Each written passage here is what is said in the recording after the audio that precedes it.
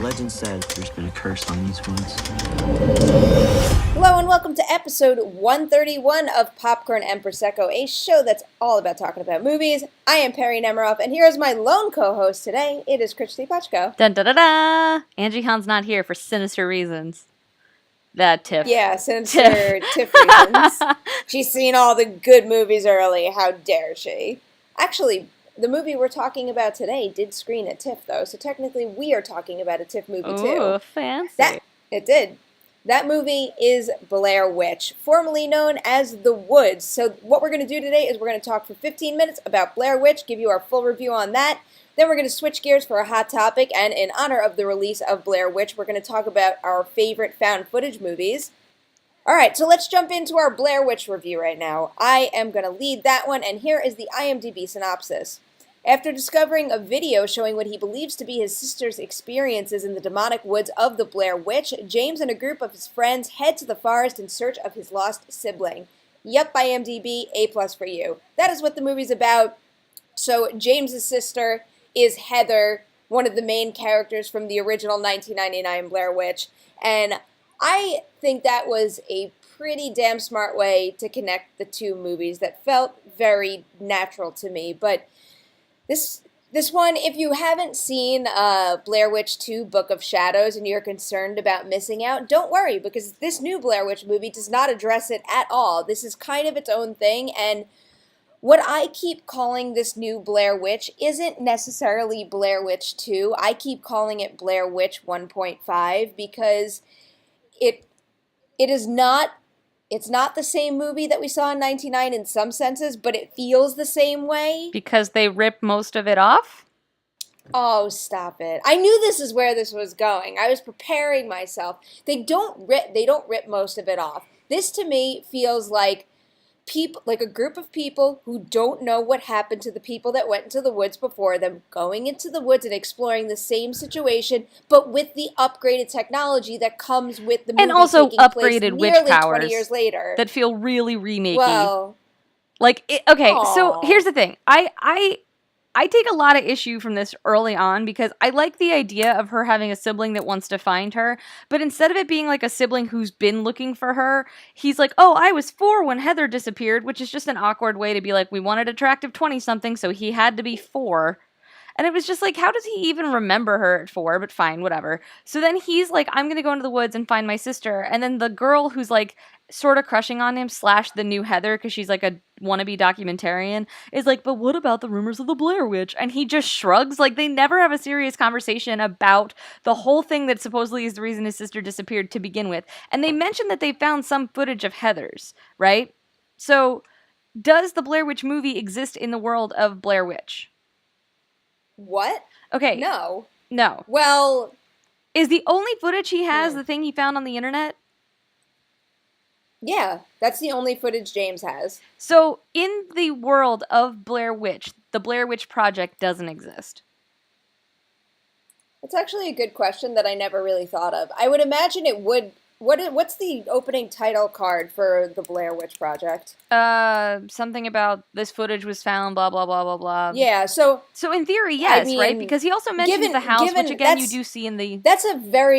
That is a very fair point that I've never thought about, but I'm pretty sure the opening title card of the Blair Witch is that footage was found. Yeah, it is. I mean, that's how Blair Witch Project begins. So presumably Jason has seen, or James or whatever, has seen at least part of it. Maybe the Blair Witch Project doesn't exist as like a released movie like it does in the world. I don't know. But I felt like, one, that was something that should have been made clear.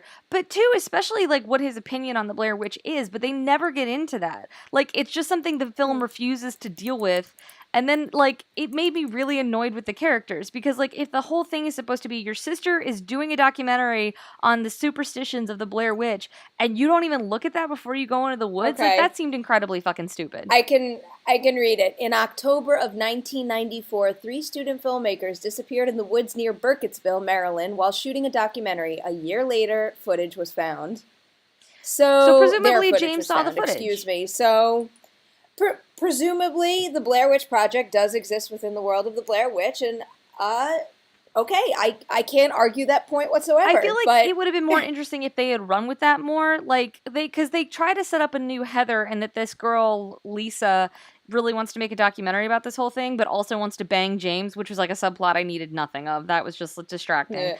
But like instead, they didn't make her as ambitious as Heather or as driven as Heather. So at one point, when the characters, and this isn't a spoiler, because obviously the characters try to get out of the woods at some point, but they're like, oh, stuff's a little weird. We should probably get out of the woods. Everybody's like, yeah, we should get out of the woods. No one wants to stay anymore. And in the original Blair Witch Project, Heather still kind of wanted to stay and still wanted to kind of shoot stuff. And it was a moment of contention where at one point, Leonard, I forget, is yelling at her and being like, why are you still filming? And she breaks down and says, it's all that I have right now. And like that was interesting because it not only justified the found footage element in that film, but also created a tension within the group. And there's no tension within this group. There's like two weirdos that you know are going to be weirdos that they yell at a lot, but that's like not tension. They're freaking lame little weirdos that are like half the size of everybody else. I don't think there could have been tension between the main four because they're there not was contention characters between them and the other two. Well, no, they are. What? Okay, tell me. I thought they are. Who are they? I can name every single one of them. They have names. That's not what I mean. They have literally names. Outside of Peter being like, I'm James's friend. What are his characteristics? He's a dick. And I totally bought his relationship with his girlfriend. But, like, they aren't anybody to me. Like, I had no emotional reason to give a shit about these people because James feels like he feels like this very straw man figure that we're supposed to care because he's caring about Heather. But then his, like, connection to Heather seems so theoretical. It's like he doesn't remember her. He's just like, oh, my sister's missing and I want to know what happened to her. It just all feels... If I'm lining up the four main characters and I'm going to pick the ones that I connected to most, it was probably Peter and Ashley because to me, their relationship felt more genuine, especially as she was starting to fall ill. Sure, I buy that they cared for each other, but I don't know who the fuck they are. Okay, all right, well, I also, but that's a thing with, I mean, really any movie. It's like, in a situation like Blair Witch, where they're running for their lives in the woods, and I don't really need a moment where they stop and say, oh, I'm like aspiring to be this in life, or we did this and this and this. But there's a bunch of moments where they stop so he can talk about his sister, who he was for when she went missing. Like... Because it was part of the documentary. It was part of the whole way the movie was structured. But I'm saying that I feel like it's so sloppy because it didn't take the time to give us characters to care about. Like, and another problem I have that like I wrote about...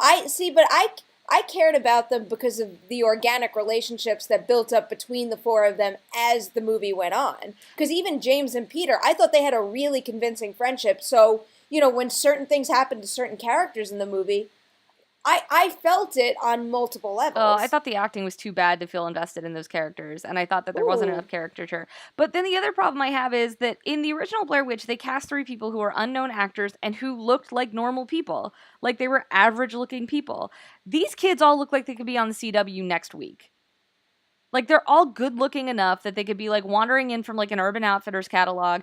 And so, like, you don't have that instant authenticity. I think Josh Leonard is a very handsome I'm not saying they're unattractive. I'm saying they look like real people. I know. Whereas, I'm just this cast looks like pretty people. So it's just like, oh, how nice that James's friends are all nice-looking. And the 2 weirdos from Burkittsville are also nice-looking. And, like, it just feels like a glossed-over Hollywood remake. And adding into that is the fact that they tried to raise the stakes by making it like more spook show with like the stupid tent shit and like, you know, oh, you get glimpses. Oh my God, I loved that. That was my favorite sequence in the entire film, and I don't even want to talk about it now. But at the same time, it's not a spoiler because they already spoiled it in the trailer.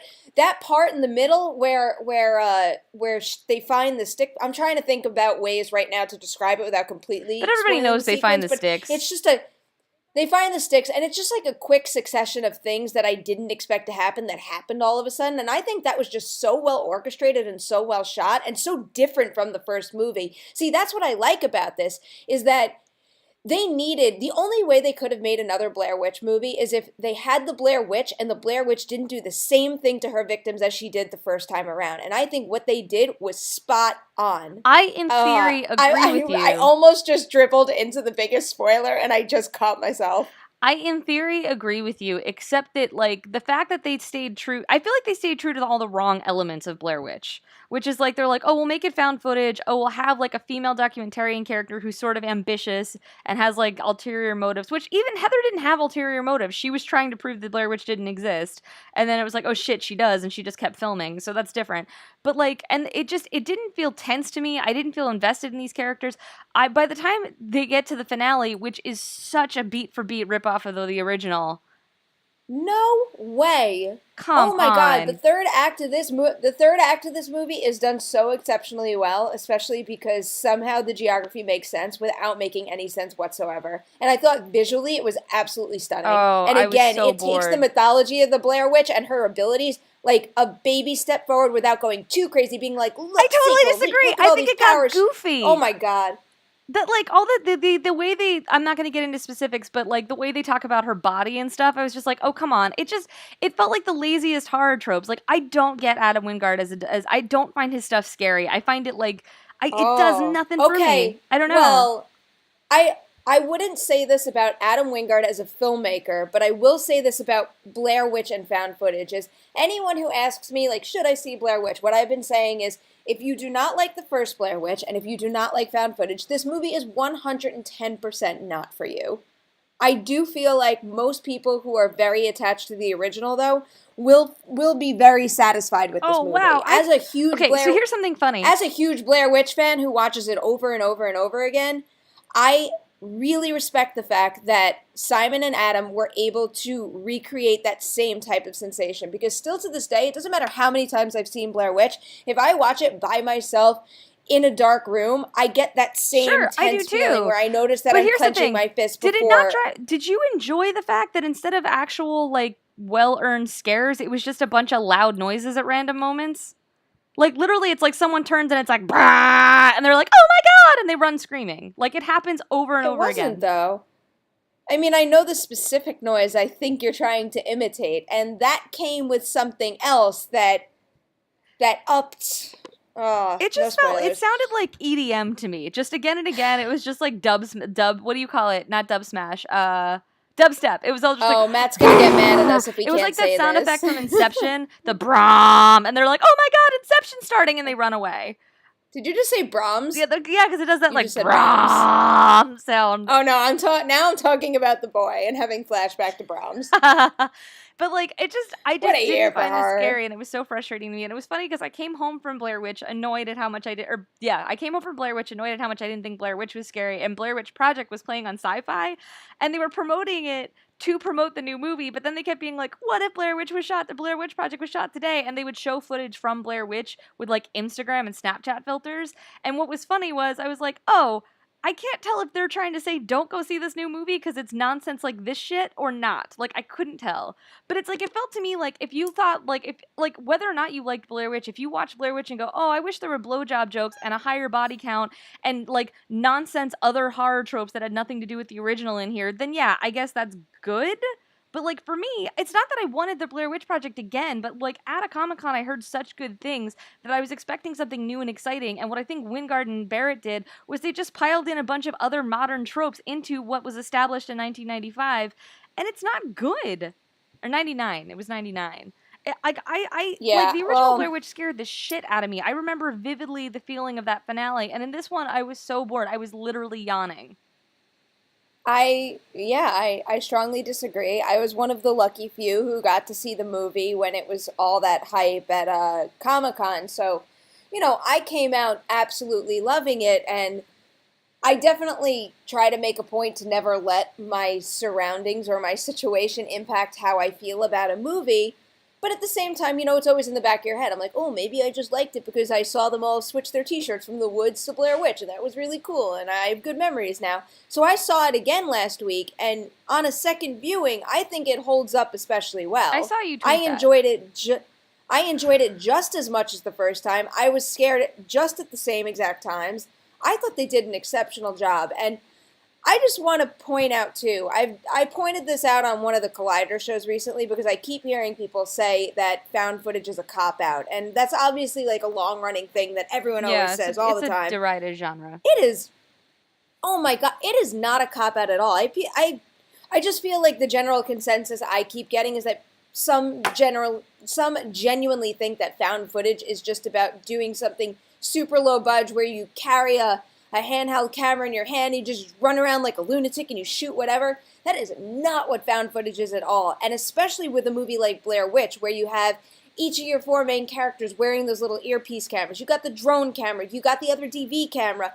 That is a whole batch of other cameras that need to be shot and framed perfectly so they all cut well together and have to be edited a very specific way. Except that so it also felt it is like not they're cheating easy. the found footage genre by creating some of those No, pieces. Yeah, no, they're not, because this is 2016. Yeah. Who would ever go out into the woods to, let's shoot a documentary without having some sort of upgraded technology? It's not the upgraded technology I take issue with. It's the fact that they purposely chose upgraded technology that would make it look less like a found footage movie.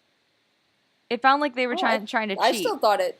Well, I also will say, and this is another point I brought up to someone recently, is that in real life, it is absolutely impossible to make a found footage movie. Because I've told you that I've done that Walking Dead escape a number of years, and I always try to go in with a handheld camera to shoot like a found footage style movie, and it's impossible to keep the camera stable. So, if a feature film, was to authentically look like what a found footage movie would look like, we would all be vomiting. I'm not disagreeing with you about the found footage genre. I like the found footage genre. I do think a lot of people do it poorly. Where we're disagreeing is I think this movie does it poorly. Oh, I don't at all. I think they did a really great job upgrading the camera while still respecting the kind of camera that they used in the first film, which is part of the reason why I like where it goes in the third act, because I think they do something that is a nice nod to the original, very organically, where I didn't even pick up on it until I did a little double take, and I'm like, oh, nice touch, guys. The end made me really angry. Yeah. The end made me really angry. I'm just going to leave it at that. There's no reason to get into spoilers. It made me angry. I think we should wrap. Perri and I are down the middle on this. I highly recommend Blair Witch if you like the original movie and if you like horror and if you like found footage. See, I say if you like the original movie and you like found footage, you should absolutely avoid this because it's nonsense. I don't know. I hated this. I honestly, in my review for CBR.com, I said it's one of the worst movies of the year. Just and one of the worst all over my horror-loving heart. What do you... I know. I don't know, Perri. I don't know. It makes me nervous. Perri and I are sisters in loving horror movies, and we can't agree on anything. You know what? It's a good thing Angie wasn't on this show, because she wouldn't have had a second to speak. No, she's probably super glad she got to sit this one out. But let's talk about horror. They're found footage movies we both like. Yes, there are. Yeah. So Perri, why don't you start it off? Okay, I'm gonna go with, funny enough, another movie that Simon Barrett and Adam Winger were part of. It is VHS 2. And still to this day, I think this is one of the best found footage movies I have ever seen. The VH1 anthology series is, in case you don't know, it's a string of shorts. I think they're about 15 minutes each, and there's normally 5 or 6 of them. They're strung together with a wraparound segment and, comes out into a full feature. Wraparound segments in VHS, and actually in every found footage movie I've ever seen, found footage anthology movie that I've ever seen, are never the highlight, and it's not in VHS 2 either, but this movie has 4 segments that are all so drastically different and so incredibly well done. And this, to me, is a good movie that shows the lengths you can go to with found footage. Because every single filmmaker involved explores it and uses it in a completely different manner. But part of the reason VHS 2 is one of my favorite found footage movies of all time is the 3rd segment, Safe Haven. Kristy, have you ever seen it? I have. I'm trying to remember which. Is that the one that... The Cult. The what? Yeah, okay, that's the one I was thinking of. That's the one I like the best. Who did that? That was somebody I liked. My God. I'm never going to be able to say their names right. I probably have just been casually pronouncing it wrong all my life, or since the movie came out. That one's Timo. Oh my God, I don't want to say his name. I'm just going to put it to you in the chat and make you say it out loud. TJAHJANTO. Yeah, that's not easy to say. And I think Gareth Evans, they did that one together. But it is one heck of a tense short. Yeah, that one I like a lot. It's another one where a lot of people consider the whole documentary approach a cop-out. They're making a documentary about this cult, but where it goes and how they shoot it and what they do is just so above and beyond anything you've ever seen before. I don't want to spoil it, and it's very easy to start talking about a 15-minute short and spoil it, but I highly recommend watching all of VHS 2. I think Adam Wingert's segment is very well done. I really love A Ride in the Park, which is a short done with a GoPro attached to a biker's helmet. I think that's really well done. And then the fourth segment in the movie is it's from Jason Eisner, and I think it's called Alien Slumber Party, Alien Abduction. Something. With the words, I don't know. Slumber Party, Alien Abduction. That's what it is. And in that one, obviously, I love this part. He has a camera strapped to a dog, and it's like a dog cam at a point. But obviously, that one's an alien abduction movie. They're all incredibly different. I can't recommend these enough. But if you only watch one of them, you need to watch Safe Haven. I'm going to keep mine a little bit short because we're running low on time. But mine is Troll Hunter, which is a foreign film. It's from Scandinavia by Andrei Orvdal. And it's about a group of college students who are trying to figure out what's the deal with the bear situation in their area. And like bears keep turning up dead. And they end up following this weird dude who they think is a poacher into the woods. And it's not a spoiler to say it's fucking trolls, guys. Like gigantic, horrifying trolls. And it's a really smart movie. It's really funny. It's adventurous. It reminded me a lot of Jurassic Park in the way it creates an environment and an atmosphere and makes things really fun. And I highly recommend it. It's on Netflix often. I don't remember if it is now, but Troll Hunter. Ooh. It's amazing. In theory, it's getting an American adaptation, but I'm kind of hoping against it because it's so good on its own. Just go see Troll Hunter. If Troll Hunter is on Netflix, that's definitely what I'm going to be doing later. I love that movie. Goes on. It is on Netflix. It is on Netflix. Yes! It's so good. Stay home for Blair Witch and watch Troll Hunter.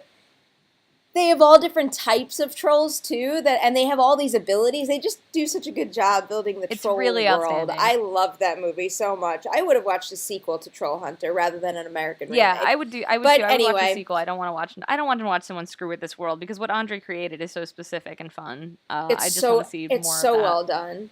But yeah. Oh my God. All right, so that is a wrap on episode 131 of Popcorn and Prosecco, which is basically our found footage episode, I guess. You guys know where to find us. We are on iTunes, where you can rate and subscribe and comment, which we would greatly appreciate. Please like us on Facebook. You can follow us on Twitter at Popcorn Prosecco. I am almost forgetting our website, popcornprosecco.com, and then both of us are all over the internet as well. Kristy, do you want to plug yourself and Angie, maybe? Oh, man. Okay, let me start with Angie. Angie is AJ Han on Twitter, at AJ Han on Twitter, right? I'm pretty sure she says AJHAN. Does she spell it? Yeah, she does. I think AJHAN on Twitter. And then she's at /film, and she wrote some really great stuff on Doctor Strange this week. You should check out. She also has tons of TIFF coverage. Go read Angie's TIFF coverage. Yeah. She has a whole bunch of great reviews up, too. Absolutely. Her TIFF coverage, she was all over. She was killing it. And then I'm on Twitter at Kristy Puchko. It's KRISTYPUCHKO. You can find my career highlights at decadentcriminals.com. And I have a new plug. I've been doing the radio show It's Eric Nagel on Friday nights from 6 to 9. So check us out on SiriusXM. I've been a recurring guest host, and it's been a lot of fun. We talk about movies, but we talk about all kinds of stuff, so learn way more about me than you ever really need to. And you can catch me on Twitter and Instagram at Nemiroff. I write for Collider.com, and I'm on the Collider Videos YouTube channel. So thank you all so much for listening, and we will see you next week. Do you believe in the stories about the Blair Witch?